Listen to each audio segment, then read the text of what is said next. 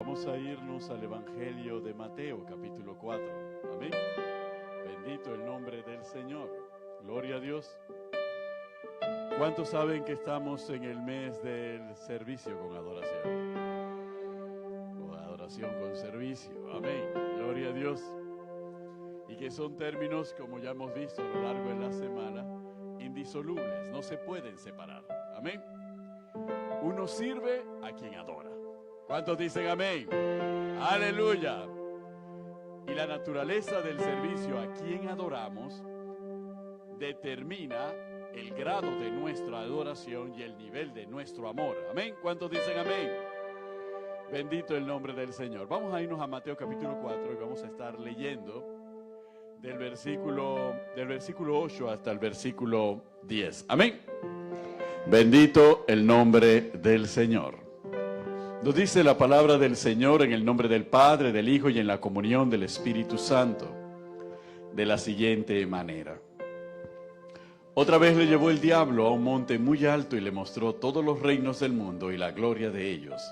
Y le dijo: todo esto te daré si postrado me adorares. Entonces Jesús le dijo: vete, Satanás, porque escrito está: al Señor tu Dios adorarás y a Él solo servirás.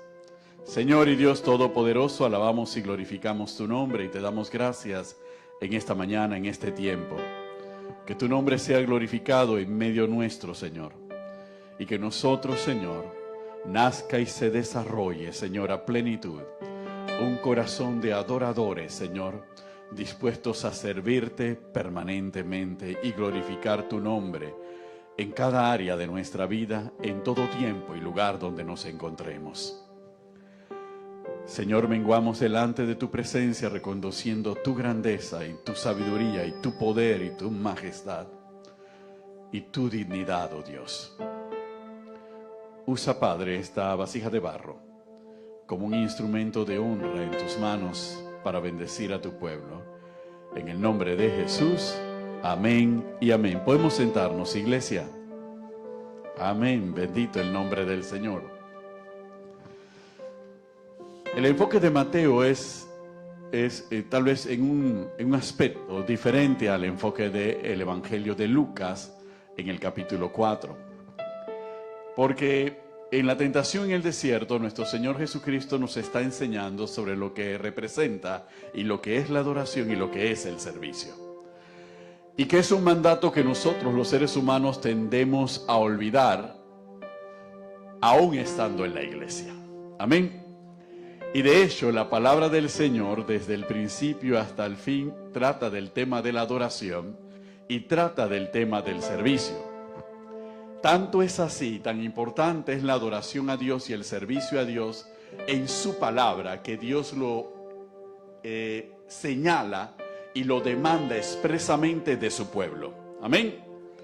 Dios nos demanda a nosotros que le adoremos y que le sirvamos solamente a Él. Entonces esto es un mandato expreso del Señor. Y si es un mandato, de nosotros solamente puede surgir dos actitudes. O obedecemos la palabra o simplemente la desobedecemos. Porque el cumplimiento a medias de la palabra es igual a desobediencia. Amén. Entonces este es un elemento que nosotros tenemos que tener en consideración. Y tan en consideración que aún la relación con Satanás y la relación de Satanás en la palabra gira en base a la adoración. Sí, hermanos.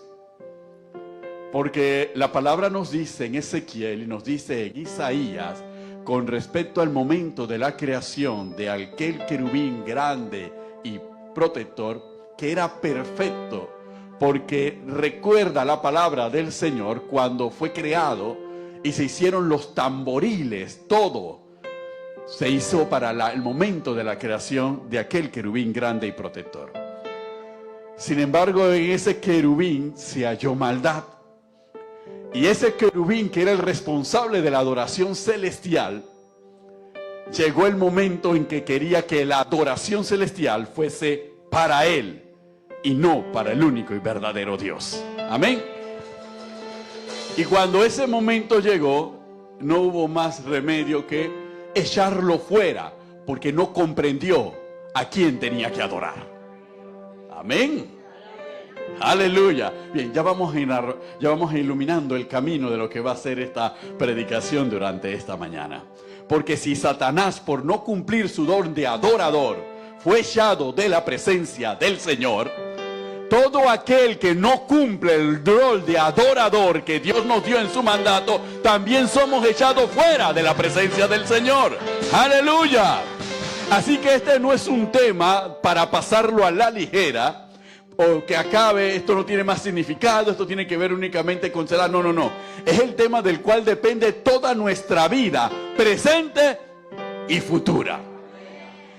La eternidad de salvación o la eternidad de condenación depende de nuestra adoración. ¿Cuántos dicen amén? Aleluya. Por eso, cuando Satanás le hace la propuesta a Jesús, Jesús le contesta conforme a lo que está en la palabra. Escrito está: al Señor tu Dios adorarás y a Él solo servirás. En otras palabras, aquí no hay que discutir nada, Satanás. Esto es el mandato de Dios y esto es lo que yo voy a obedecer. Pero miren, la propuesta de Satanás a Cristo aquí en el Evangelio de Mateo se utiliza una palabra diferente a la del Evangelio de Lucas. En el Evangelio de Mateo, Satanás, cuando le propone a Jesús y le dijo, todo esto te daré si postrado me adorares, utiliza el término griego picto. Y picto significa caer o degradarse, hasta el punto de que reconozcas que es a mí a quien tienes que adorar. Es que cuando nosotros adoramos a Satanás, nosotros nos dejamos arrastrar por nuestra naturaleza caída, caemos en el pecado, nos degradamos, degenerados delante de Dios. Así que nuestro único Dios es el Señor del pecado, que es Satanás. Entonces lo que Satanás le propuso a Jesús es simplemente: peca, apártate de Dios y adórame a mí. Y eso es lo que hacemos nosotros cuando pecamos. Cuando nos apartamos de Dios, automáticamente nos convertimos en adoradores de Satanás. Por eso Cristo vino para librarnos del pecado, para destruir el pecado, para anular el acta de los decretos que nos era contraria y la clavó en la cruz. Vino para borrar el pecado, porque mientras el pecado existiese en la humanidad, nunca podríamos llegar a ser verdaderos adoradores del único y verdadero Dios. ¿Cuántos dicen amén? Entonces era necesario borrar el pecado, quitar el pecado del medio, para que entonces nosotros pudiésemos adorar a Dios. Y a pesar de eso, a veces nosotros queremos volver hacia atrás y dejar de adorar al único y verdadero Dios. ¿Cuántos dicen amén? Pero este tema nos lleva precisamente a comprender la razón por la cual, cuando nosotros nos vamos al capítulo 1 de Job, en el capítulo 1 de Job se habla de un hombre que desconocía la condición de sus hijos. Pero a pesar de la condición de sus hijos, la vida de Job era la vida de un adorador. Era la vida de quien servía a Dios, de quien buscaba directamente la presencia del Señor. Por eso la opinión de Dios con respecto a Job es la opinión más increíble de la palabra del Señor. Porque si nosotros nos vamos al capítulo 1 de Job, vamos al capítulo 1 brevemente, no vamos a ver lo que Dios dice de Job. Aleluya. Versículo 1 del capítulo 1. Hubo en tierra de Uz un varón llamado Job, y este era hombre perfecto y recto, temeroso de Dios y apartado del mal. Versículo 6. Un día vinieron a presentarse delante de Jehová los hijos de Dios, entre los cuales vino también Satanás. Y dijo Jehová a Satanás: ¿de dónde vienes? Respondió Satanás a Jehová, dijo: de rodear la tierra y de andar por ella. Y Jehová dijo a Satanás: ¿no has considerado a mi siervo Job, que no hay otro como él en la tierra, varón perfecto y recto, temeroso de Dios y apartado del mal. ¿Cuántos dicen amén? ¿Por qué Dios le habla a Satanás y le da tal descripción y tantos elogios de Job? Porque Dios sabe la naturaleza de Satanás. Y Dios sabe cuál era la condición de Satanás. Él era el adorador. Él era el responsable de la adoración celestial. Así que cuando Él le presenta a Job, le está echando en cara a Satanás cómo este hombre, inferior a ti en poder y en sabiduría, es mejor que tú, porque Él es temeroso de mí. ¡Aleluya! Eso es lo que le está diciendo. ¿Y cuál debe ser la reacción? ¿Cuál era la única lógica reacción de Satanás? Inmediatamente Satanás le salió y le dijo a Dios: ¡ah! Él no te teme ni te sirve de balde. Es porque tú lo has cercado, tú lo has guardado a Él, a sus bienes. Por eso es que Él te sirve, por eso es que Él te teme, por eso es que Él te adora. Quítale eso y tú vas a ver cómo te maldice en el acto. ¿Por qué? Porque Satanás tenía una espina en el corazón y él quería sacarse esa espina. Job no era lo que tú dices que es. Yo sé por qué él es así.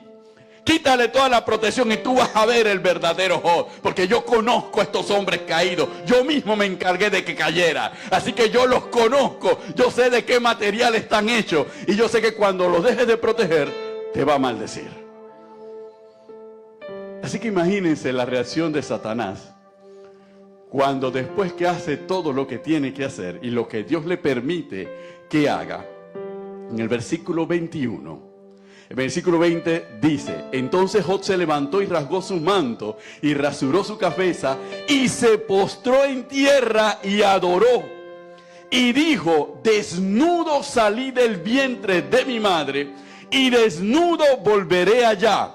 Jehová dio, Jehová quitó, sea el nombre de Jehová bendito. ¿Cuántos dicen amén? Aleluya.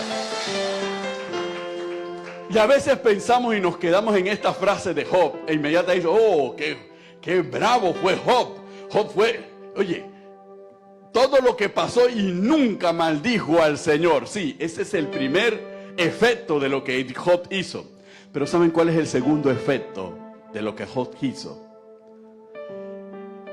La primera bofetada se lo dio Satanás, se lo dio Dios a Satanás cuando exaltó a Job delante de Satanás. Pero la segunda bofetada se la dio Job a Satanás, porque le dijo: a ti te quitaron de la presencia del único y verdadero Dios. Estabas en su monte santo, estabas en su presencia y fuiste desterrado. Y a pesar de haber sido sacado fuera, tu actitud debió ser postrarte y adorar al único y verdadero Dios, pero no te mantuviste como un rebelde. Job lo perdió todo y su actitud no fue ser rebelde contra Dios, sino adorar y glorificar al único y verdadero Dios. ¡Aleluya! Entonces Job nos enseña que a Dios se le adora y se le sirve independientemente de las bendiciones que nosotros podamos recibir. Con las bendiciones lo adoramos y sin las bendiciones también lo adoramos. En la salud lo adoramos y en la enfermedad también lo adoramos. ¿Cuántos dicen amén? ¡Aleluya! Porque si nosotros no somos capaces de adorar ni servir al Señor cuando las cosas nos vayan mal, entonces la naturaleza de Satanás es la que domina en nuestra vida. Porque la naturaleza de Satanás es la de aquel hombre y de aquella mujer que cuando le da bien, gracias Señor, pero cuando le va mal, ya yo voy a buscar a otro Dios a quien adorar, porque este no me está resolviendo.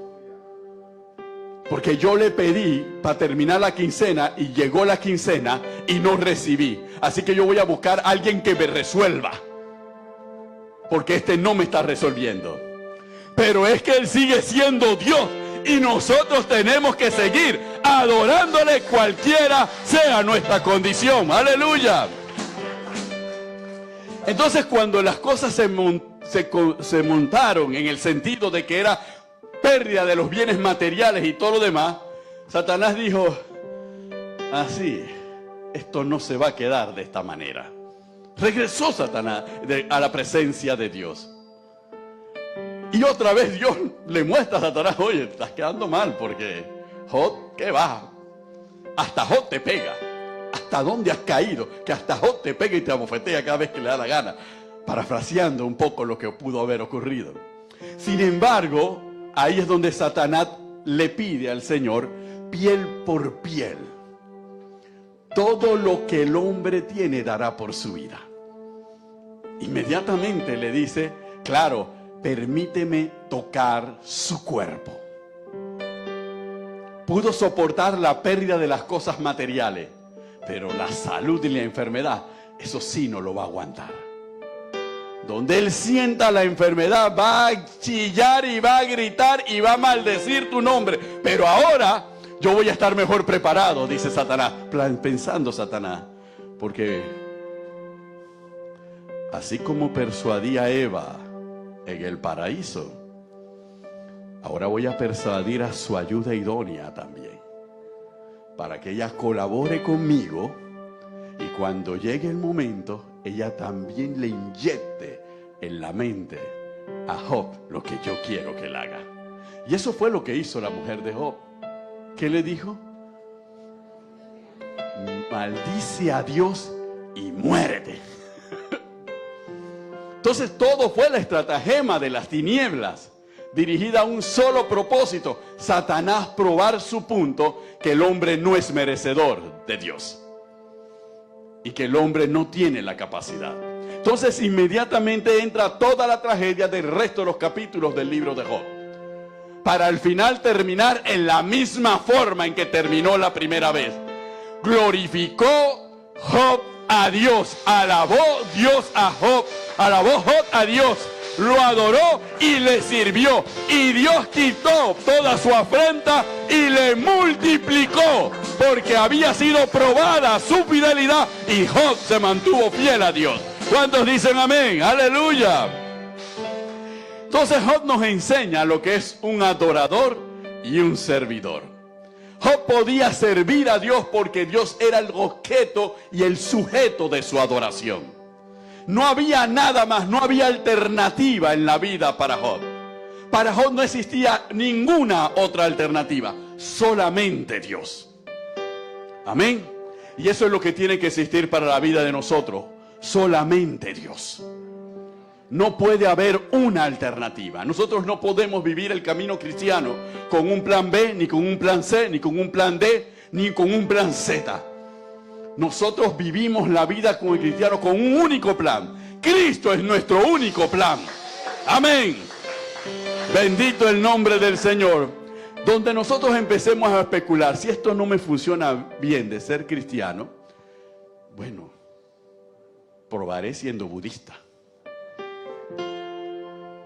Y si lo budista no me sirve, probaré siendo shintoísta. Y si no me sirve, bueno, veremos si con Alá las cosas van mejor. Porque los árabes no tendrán tierras cultivables, pero tienen mucho petróleo.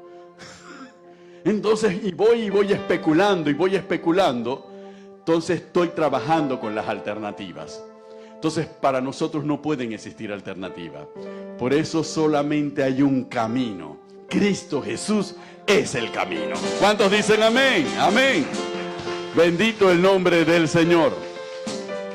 Cuando uno escuchaba a la hermana Isha el día viernes y cuando uno escucha y ha escuchado a la hermana Leticia en las ofrendas en el día de hoy, aún dentro de nuestro caminar como cristiano, nosotros nos enfrentamos a un desafío. Aún decimos nosotros servimos al único y verdadero Dios.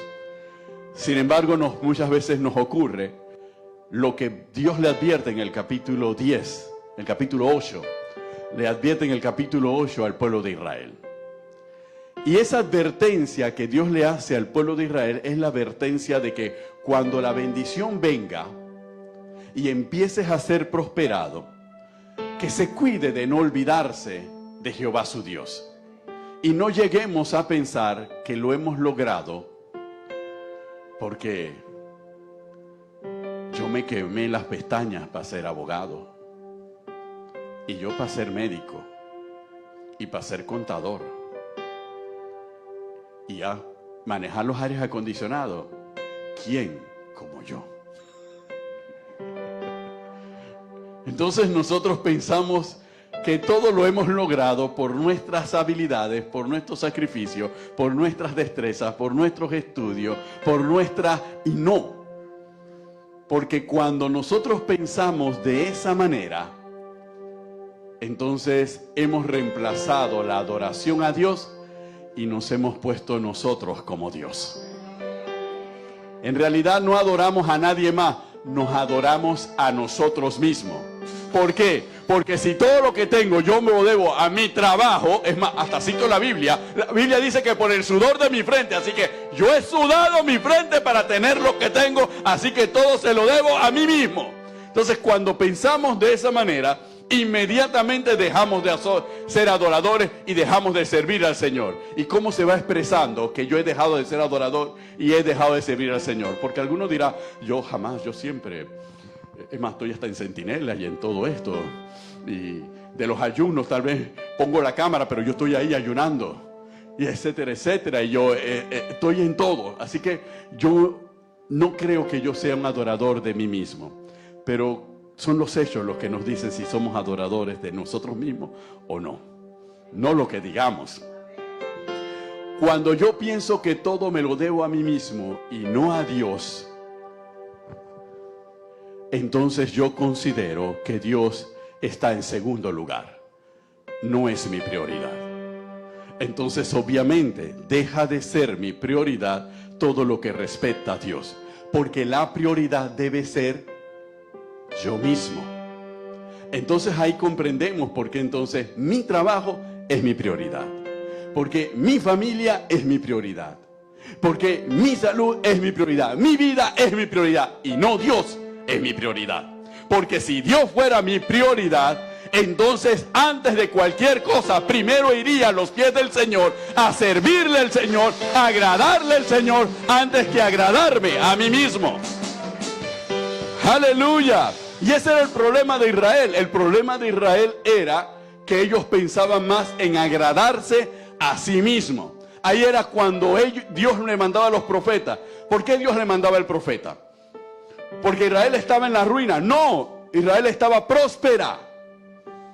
Tenía abundancia de todo. Era un reino rico, con gente rica y poderosa, pero que habían olvidado adorar al único y verdadero Dios, que era el responsable de toda la bendición que tenía. Entonces ya ellos no querían adorar a Dios, se querían adorar a sí mismos. Y cuando te adoras a sí mismo, surge en el corazón el egoísmo. Sí, automáticamente surge el egoísmo. Dios se lo puso como un catalizador.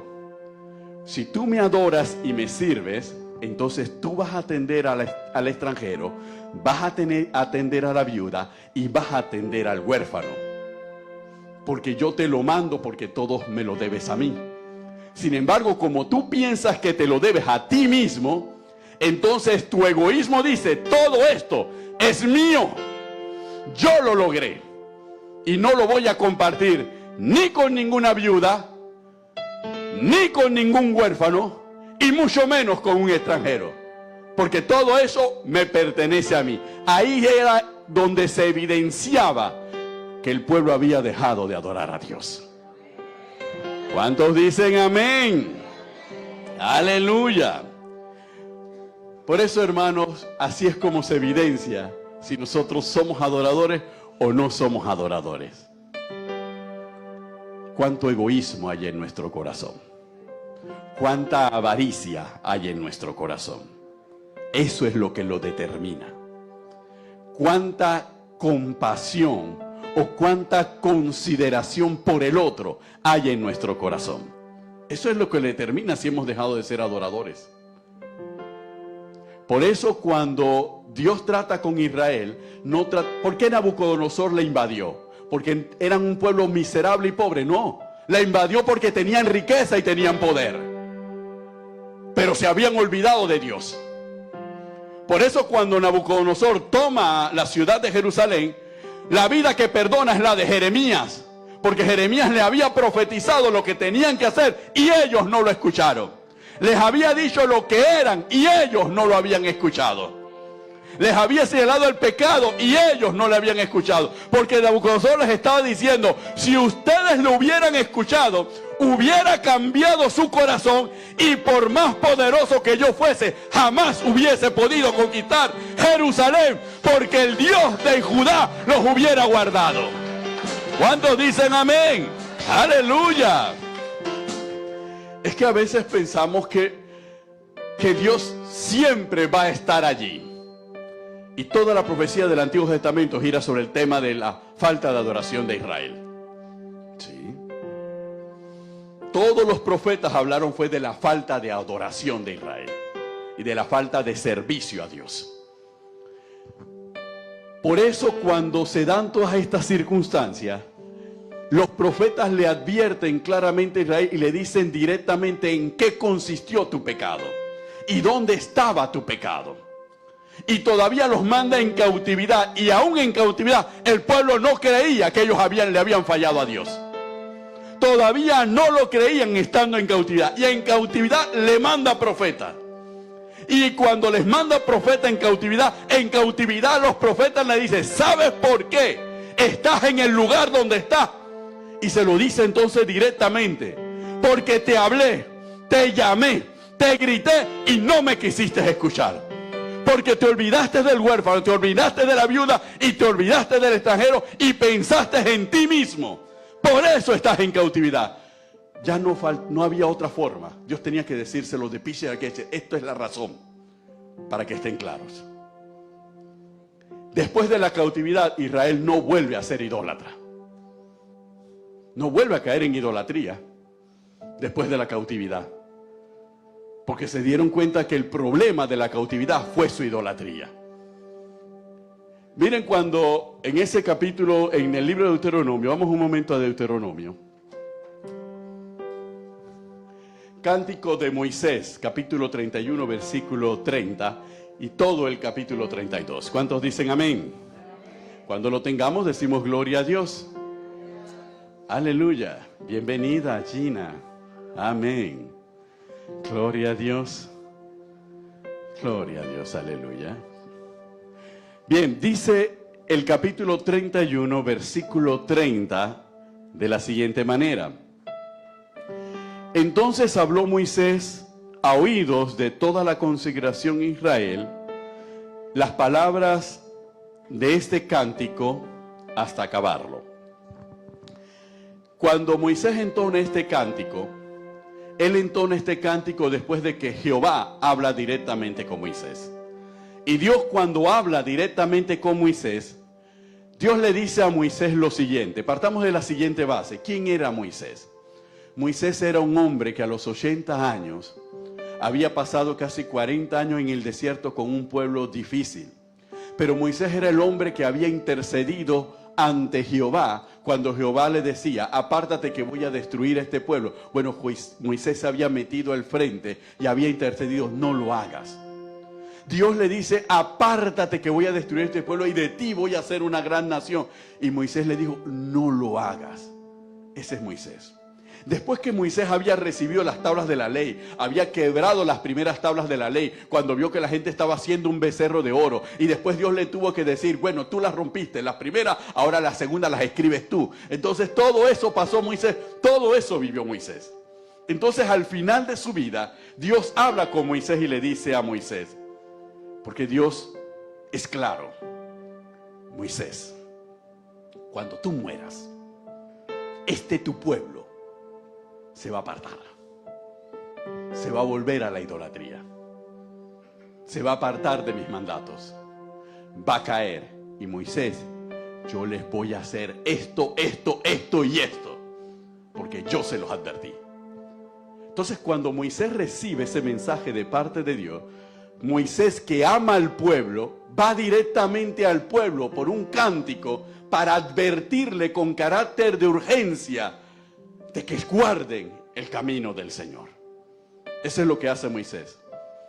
Es un poco similar a lo que hace Pablo en la segunda carta de Pablo a Timoteo, en el capítulo 4, cuando le dice a Timoteo: predica en tiempo y fuera de tiempo, haz obra de evangelista, cumple tu ministerio, cumple tu servicio, hazlo, Timoteo, porque yo estoy a un punto de partir. Entonces Pablo le habla con urgencia. ¿Por qué Pablo le habla con urgencia a Timoteo? Porque Pablo sabía que si él no ponía esa urgencia en Timoteo, mucho pueblo se iba a perder.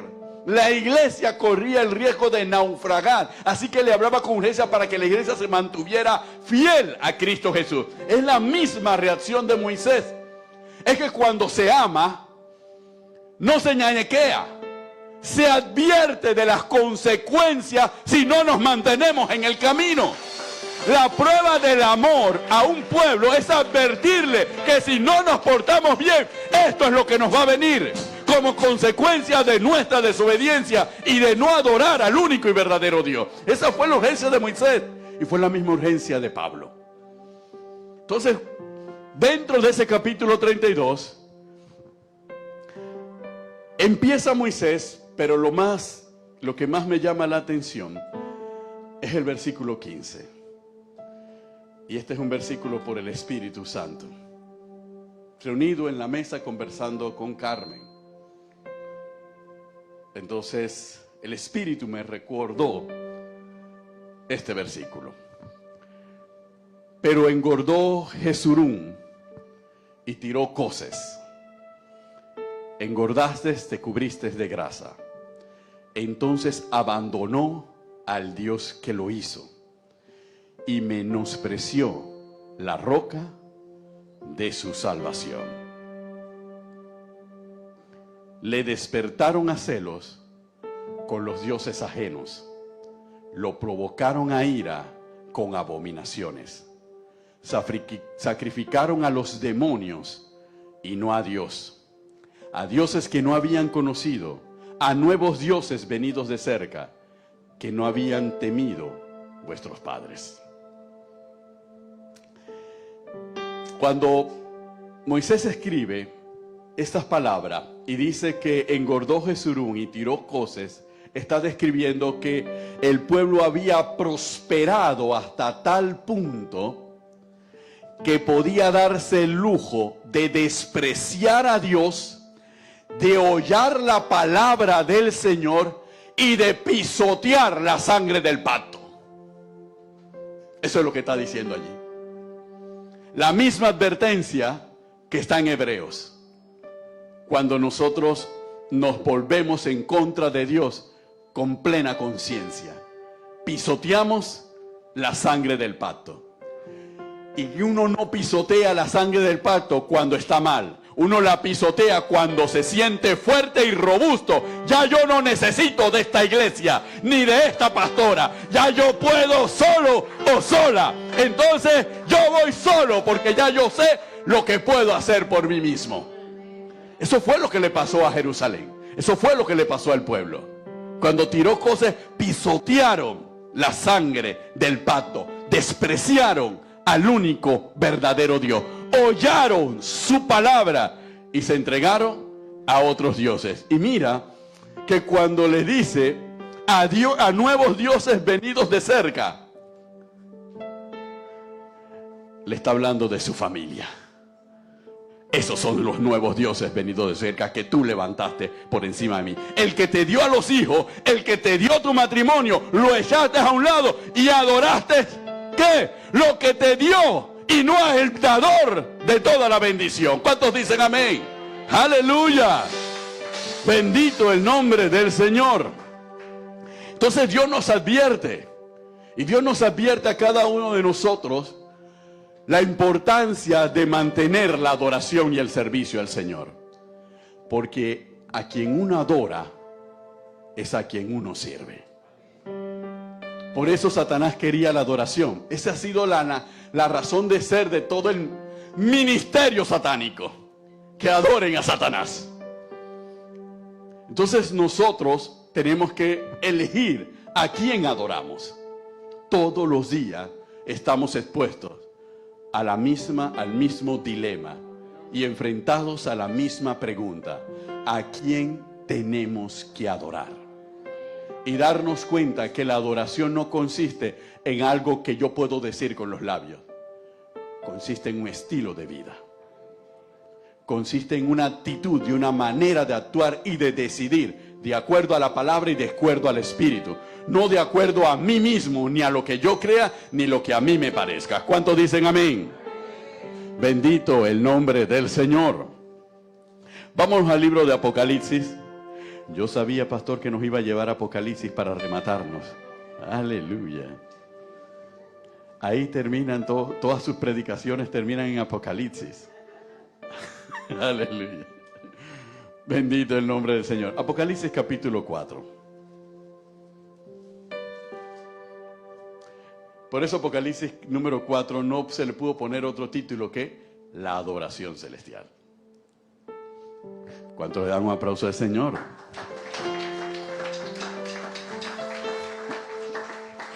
Eso debe darnos paz, ¿no? Porque vamos a hablar sobre la adoración celestial. Algunos, ¿con qué nos saldrá de aquí? Amén. Hay algo particular en la adoración celestial. Dios se preocupa únicamente de dos cosas con respecto a la adoración celestial. Y siempre en la relación con los profetas, en la relación con los reyes, Dios solamente se preocupaba de dos cosas. Que vieran bien y que escucharan bien. Punto final. Y tanto el ver y el escuchar tiene una connotación doble, binaria. El que habla, que hable claro. Y el que escuche claro. El que vea bien. Y el que le muestra lo que tenga que ver, que se lo muestre bien, para que el otro lo pueda ver bien. Amén. ¿Estamos claros en esos aspectos? Ok. ¿Por qué tenemos que estar claros en estos aspectos? Porque esto se sigue aplicando hasta el día de hoy. Charles Stanley decía que cuando Satanás cayó del cielo, cayó en el coro de la iglesia. ¿Por qué lo decía? Uno dirá, es jocoso el comentario de este maestro de la palabra. No, no, no. No es jocoso, ni es traído de los cabellos. Porque el problema de nuestras iglesias es que los que tenemos que escuchar, escuchemos con claridad. Y los que tenemos que hablar, hablemos con claridad. Y que nadie vea cosas que no están. Y que no enseñemos cosas distorsionadas. Que todo se haga con claridad. Por eso, la prioridad, aún en un sistema tecnológico de una iglesia, es que el audio esté bien. Y que lo que se vea bien. Son dos prioridades. No hay más. Todo lo demás es accesorio. Así como en el cielo. La visión de Juan tenía que ser clara. Y Juan tenía que estar preparado con una vista espiritual clara. Para no equivocarse en lo que estaba viendo ni pensar que era otra cosa. Y las voces del cielo, por eso que ustedes ven que todas eran voces de trompeta. Para que escuchara bien lo que se le estaba diciendo. Y él tenía que tener su oído atento para escuchar bien lo que se le estaba mandando. Entonces esa es la relación. Por eso cuando usted viene a la iglesia, usted antes tiene que limpiarse los oídos. Y tiene que al menos enjuagarse los ojos y quitarse las lagañas. Y si tiene problemas de vista, entonces tiene que revisar constantemente su visión. Porque usted aquí viene a escuchar y a ver. Viene a ver la palabra y viene a escuchar la palabra y la enseñanza de la palabra. Y todo tiene que ser bien. Y cuando uno se para aquí, tiene que hablar bien y tiene que leer bien también. Dicen amén. Porque eso lo demanda el cielo. Eso es lo que se pide. Por eso Satanás, cuando ataca a la iglesia, lo primero que va a atacar es distorsionar lo que se dice y distorsionar lo que se ve, para que al final el mensaje no logre ningún resultado. Esa es una estrategia. Con esa estrategia él logra el éxito. Aquí se estaba hablando de la adoración y del servicio. Ok, ¿cuántos realmente se fueron con el concepto claro? Satanás le pide un informe a los demonios que ha mandado a la iglesia local. ¿Cuál es el informe? No, tranquilo. A muchos los dormí. Así que ellos no vieron ni oyeron nada. Doble golpe. A otros estaban viendo, pero ¿sabes qué? Le puse un hermanito que le hablara al oído, así que estaba escuchando otra cosa. Y otros estaban disque escuchando, pero estaban viendo otra cosa. Algunos se entretuvieron viendo las ofrendas de fruta, viendo la cámara. Algunos abrieron el celular para verse ellos si salían en la cámara, en la transmisión, etcétera, etcétera. Así que los entretuve. Así que al final, de 100 o de 40, si 4 realmente vieron y oyeron, bueno, no se puede ser perfecto. Ese es el informe.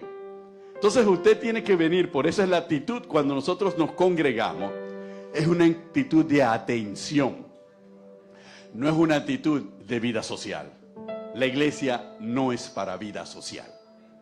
La iglesia es para escuchar lo que Dios tiene que decirnos.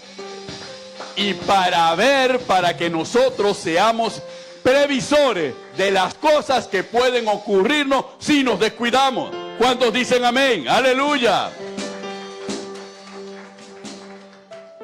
Hecha esta explicación, yo creo que estamos más claros para poder decirnos a nosotros mismos, ¿soy adorador o no soy adorador? ¿Sirvo a Dios o no sirvo a Dios? Porque la adoración celestial nos da el ejemplo. Ahí estaban los 4 querubines, ¿ok? Ante el trono, adorando al que vive y reina por los siglos de los siglos, llamándolo santo, santo, santo. Ellos estaban haciendo lo que ellos, para lo que fueron creados, y lo estaban haciendo perfectamente. Inclusive aún las multitudes también estaban adorando y estaban sirviendo a aquel que merece recibir toda gloria y toda honra. Ese es el ejemplo de la adoración celestial, para que nosotros tomemos el ejemplo de la adoración celestial y sepamos que cuando estamos en la presencia del Señor, estamos en la presencia del Señor, no del pajarito, no de este que está acá, no del que me llama para que le haga la comida, no del otro, no estoy en presencia, estoy en la presencia del Señor. Así que no me molestes, no me distraigas, porque estoy en la presencia del Señor. Porque si aquí nos descuidamos y nos desviamos, viene el otro informe, el informe celestial. A ver, en Jesucristo Imperio de Vida, dame el informe. ¿Cuántos son adoradores y cuántos sirven? Bueno, algún ángel más hábil, más astuto, simplemente le roba el informe al demonio y le dice, ¿sabe qué? Aquí solamente 4 también. Porque los otros, el de abajo los ha distraído por completo. Y los informes no se van a contradecir. Entonces nosotros tenemos que estar claros a qué venimos a la presencia del Señor. Y en otra noticia, no solamente aquí en la iglesia somos adoradores y servimos a Dios. Somos adoradores y servimos a Dios también en nuestra casa. ¿Cómo somos adoradores y servimos a Dios en nuestra casa? Cuando nuestros hijos nos ven adorando y sirviendo a Dios. Pero si nosotros solamente somos adoradores y sirvientes en la iglesia y en la casa somos adoradores y sirvientes de otras cosas, entonces nos vamos a levantar la cabeza todos los días y preguntarnos por qué nuestros hijos no quieren servir y adorar a Dios. Y la respuesta está en nosotros mismos. Ellos tienen que saber que nosotros adoramos y servimos a Dios en todo tiempo, para poder llevarlos a que ellos sean adoradores y sirvan a Dios también. ¿Cuántos dicen amén? ¡Aleluya! ¡Gloria a Dios! Hace algún tiempo en alguna predicación, Carmen señaló que ella le llamaba la atención cómo los musulmanes, no importaba el momento ni el lugar en que se encontraban, los que eran fieles a su confesión, enrollaban y colocaban su alfombra en la dirección al sol, en la dirección a la mezquita, en la dirección allá, y se postraban a realizar sus oraciones. No importaba dónde se encontraran. Cuando nosotros leemos el libro de Daniel, la condenación de Abel al foso de los leones fue porque 3 veces al día, no le importaba quién lo estuviera viendo, no le importaba qué había, 3 veces al día él adoraba al Señor en dirección a Jerusalén y abría su ventana para que todo el mundo lo viera. ¿Y nosotros? Bueno, pastor, es que el baño está lejos para poder adorar a Dios. Ajá. Yo recuerdo cuando yo acepté a Cristo como Señor y Salvador y todavía trabajaba en aeronáutica. Carmen y yo siempre nos reuníamos, aún en las horas laborales, para orar juntos. Y cuando no podíamos estar juntos, antes de cualquier reunión, yo me cerraba los ojos y oraba. Porque es que uno no tiene que ver con los demás. Porque, hermanos, nosotros somos muy respetuosos del pecado y de la maldad de otros. Y nos avergonzamos de hacer lo bueno y lo correcto delante de Dios. Sí. Somos respetuosos de la maldad y del pecado de los demás. Porque si los demás en determinadas horas se ponen a bailar zumba, no, hay que ser respetuoso para que bailen su zumba en hora del almuerzo. Y tú no te atreves a adorar al Señor en horas del almuerzo. Pero sí respetas que el otro haga la sinvergüenzura que quiera en hora del almuerzo. ¡Aleluya! Entonces tenemos que cambiar nuestras actitudes y nuestros comportamientos. ¿Cuántos dicen amén? Bendito el nombre del Señor. Cuando se da la adoración celestial, hay un versículo que es el que quiero compartir con ustedes y terminamos aquí. ¿Ok? Capítulo 5, versículo 6 en adelante. Y miré y vi en medio del trono y de los 4 seres vivientes y en medio de los ancianos estaba en pie un cordero como inmolado, que tenía 7 cuernos y 7 ojos, los cuales son los 7 espíritus de Dios enviados por toda la tierra. Y vino y tomó el libro de la mano derecha del que estaba sentado en el trono. Y cuando hubo tomado el libro, los 4 seres vivientes y los 24 ancianos se postraron delante del cordero.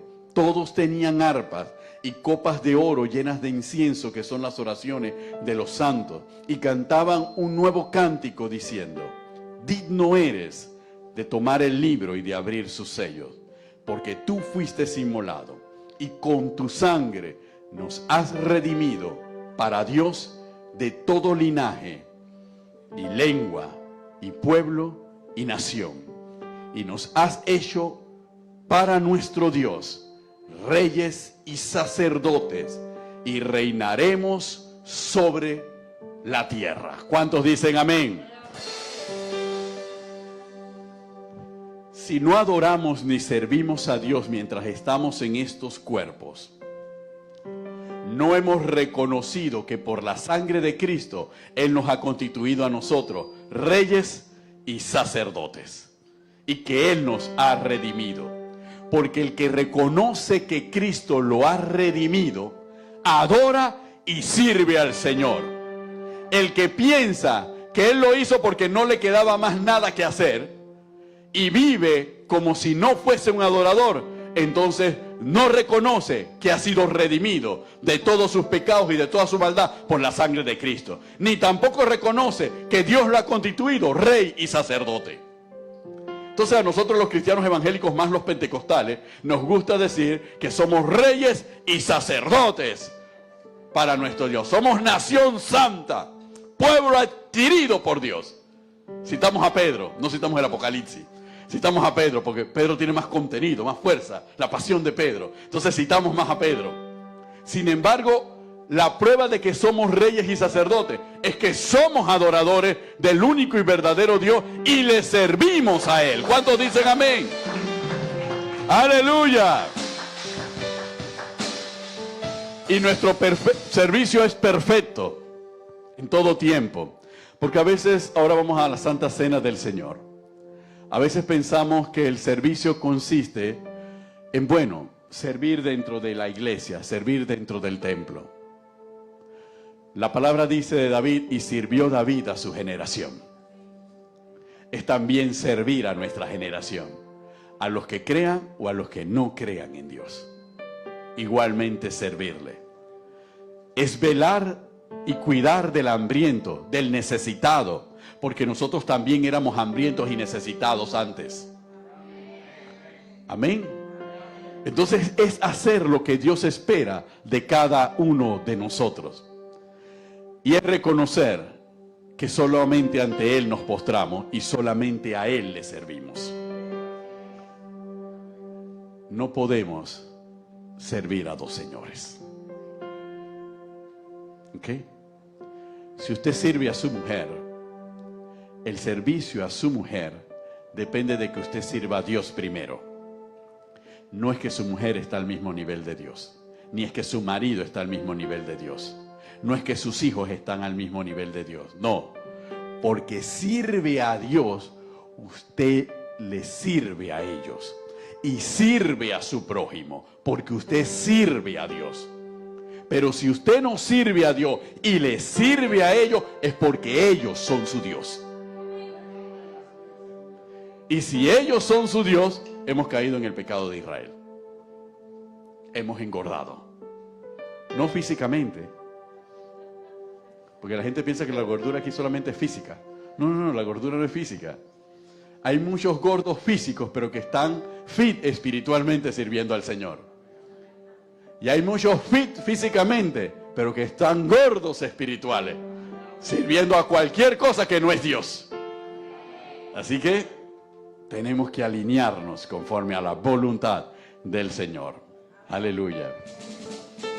Y todos los gordos alabamos al Señor. Bendito seas, al fin nos han hecho justicia. Justicia, aleluya. Bendito el nombre del Señor. Bien, vamos a pasar a la... Gloria a Dios. Es un domingo de bendición. ¿Cuántos dicen amén? Amén, bendito el nombre.